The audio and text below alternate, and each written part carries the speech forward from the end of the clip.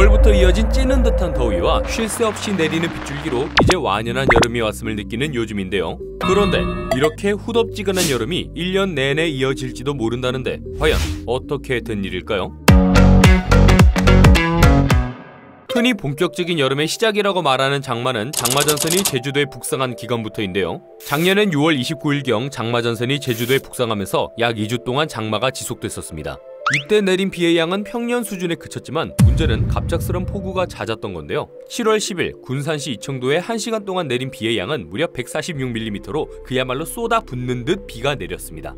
이런 기습적 폭우는 원래 200년에 한 번씩 발견되었던 이례적인 현상이지만 지난 해에는 무려 9번 가까이 발생했고 단 2주에 불과했던 장맛비의 양이 2024년 여름 강수량 중 무려 78.8%를 차지하는 등 짧은 기간에 집중적으로 비가 내리는 이른바 게릴라성 폭우가 유독 잦았던 한 해였습니다. 강우 기간뿐 아니라 폭염 일수도 점점 길어지고 더위의 강도도 점점 세지고 있는데요. 2024년은 113년 기상관측 이래 가장 더운 해로 기록된 해입니다. 연평균 온도는 14.5도에 달했으며 2월, 4월, 6월, 8월, 9월까지 총 5개에 달해서 역대 최고로 높은 평균 기온을 기록하기도 했습니다.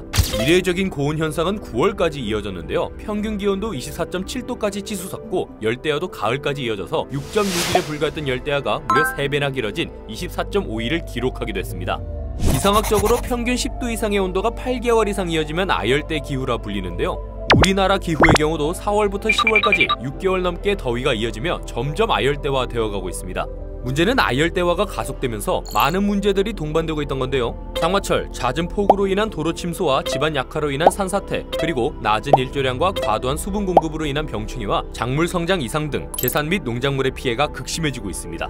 폭염으로 인한 피해도 폭우 못지않은데요. 기상관측 이래 가장 더웠던 2024년의 경우 열사병, 일사병 등 온열 질환자만 3,700여 명에 달했고 이상고수온으로 인해 무려 1,430억 원 규모의 양식물 폐사 피해도 발생했습니다. 2022년 17억 원에 그쳤던 피해 규모가 불과 2년 사이에 8,311% 가까이 증가한 것이죠.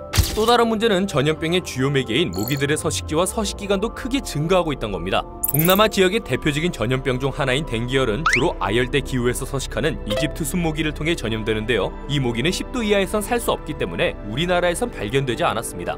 하지만 2013년 제주에서 발견된 이후 매년 꾸준히 발견되고 있고 말라리아 모기도 곳곳에서 발견되며 대한민국도 더 이상 아열대 전염병의 안전지대가 아니게 됐죠. 이렇게 여름이 길어지고 비가 잦아지는 건 바로 온실가스의 과도한 발생 때문인데요. 온실가스는 지구 표면 위의 열에너지를 흡수해서 지구 밖으로 빠져나가지 못하게 하는 역할을 합니다. 그래서 온실가스가 많이 발생될수록 지구 안에서 맴도는 열에너지가 많아져 더욱더 덥고 습한 날씨로 변하는 거죠. 온실가스 발생의 주요한 원인으로 알려진 것은 화석연료 사용으로 인한 탄소 배출인데요.